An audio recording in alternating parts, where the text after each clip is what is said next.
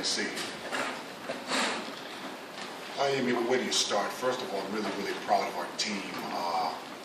We had two guys who hadn't practiced the last 5 or 6 days, and it definitely showed, in particular with Chris.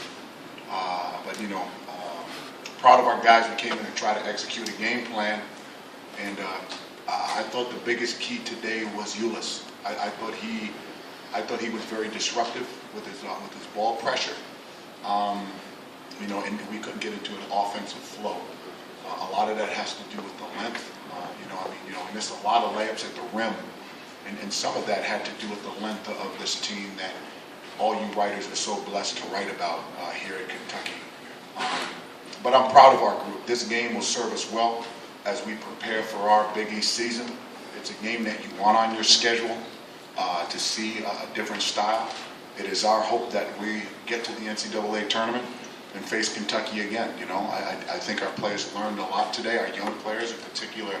I thought Pascal played well today. I thought Carson DeRozier, being a fifth-year senior, performed well today. We just didn't have good ball movement, so that's on me. I got to do a better job coaching our offensive flow and rhythm, of which I'll be accountable to. But other than that, it was a good college basketball game, and I'm excited to move my team forward as we prepare for Boston College. And you can't simulate their size, but obviously that was a hurdle that you just couldn't deal with. Sure. I mean, I don't think we're a small team. Everybody boasts about the length of this team, and they should, because they are. But at the end of the day, it's a college basketball game, and you got some guys out there that are tall and that can run and jump. If you would have told me yesterday that we would come in here and hold this team to 58 points, I tell you, we'd win the game. And I'm proud of our kids that tried to follow a game plan. We just couldn't run any offense, and a lot of that had to do with Kentucky's a very, very, very good defensive team. Cooley Stein, man, he just likes a one-man wrecking crew. Poitius's athleticism around the rim, quick twitch muscles, and they challenge everything at the rim, so it's really hard to get some shots off. You guys are very fortunate to cover a team like this. Coach, you kind of took the words out of my mouth. I'm over here. I can't say right it. I'm Stevie Wonder right now. Yeah, guy with black hat. There you go. I got the black hat. I can see that. I like your hanky too. Touche.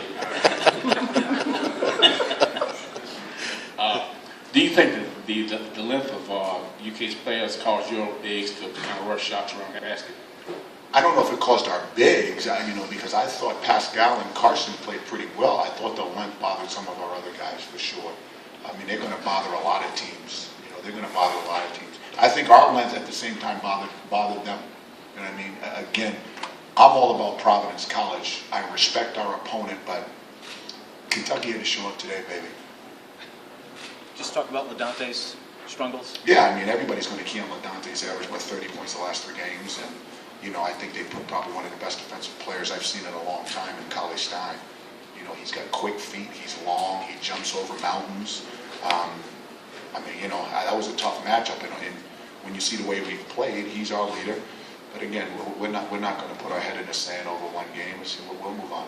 Coach, how much does it help any team to have a guy 7 feet who could guard on the perimeter? How disruptive is a guy like Willie Colestein? That's something for a general manager.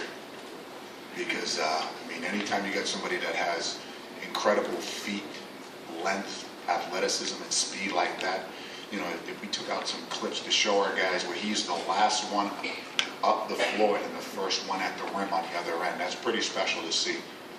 He's a special talent. Coach Ed, you talked about how disruptive Ulis, the smallest guy on the court, Sure. was. Can you talk about it specifically about what impressed you about him?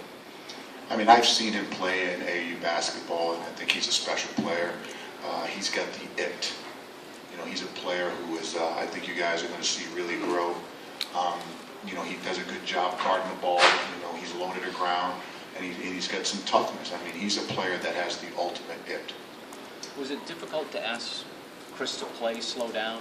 It was very difficult. It was very difficult to ask him. He hasn't practiced at all. Literally at all since we played, I think, Notre Dame, and he just came out of a boot.